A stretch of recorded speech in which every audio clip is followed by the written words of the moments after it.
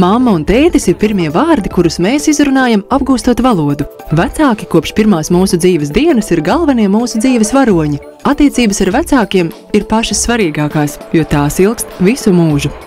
Mēs savus vecākus neizvēlamies, tie mums ir uz visu savu dzīvi, un tāpēc mums ir jāsaprot, kā ar vecākiem atrast labāko kontaktu, lai mēs spētu justies labi vecāku sabiedrībā.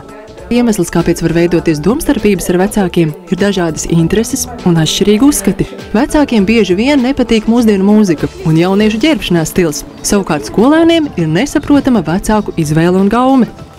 Tev vienmēr liekas, ka vecāks tevi nesaprot. Māma teica, atnāk mājās, es ieslēdzu mūziku. Mūzika ļoti skaļa. Un vecāks saka, ko tu vispār te klausies, kas tā par mūzika ir? Un varbūt tev iespēja parunāt ar vecākiem, kāda ir viņam bijusi mūzika.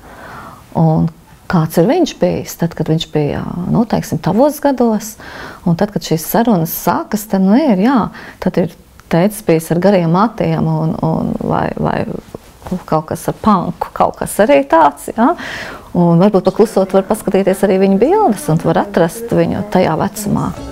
Protams, vecākiem ir lielāka atbildība par labu attiecību uzturēšanu ar bērniem, taču arī tu vari pacensties un paspērt soli tuvāk mammai un tētim. Tu vari tieši tāpat, kā tu lūdzu Ziemassvētkos, vecāki, es gribu mobilo telefonu, tieši tāpat tu vari pieiet pie mammas vai tēta un pateikt, vecāki, es gribu ar jums parunāties. Kad jums būs laiks pasēdēt kopā ar mani un padzert tēju un parunāties? Māma, tu atceries, ka tu pirms gada uzcep ļoti garšīgu keksu? Uzcep lūdzu, es gribu to keksu. Es negribu, ka tu ej strādāt piekdienas vakarā, vai tu vari palikt mājās ar mani un uzcept šo te keksu.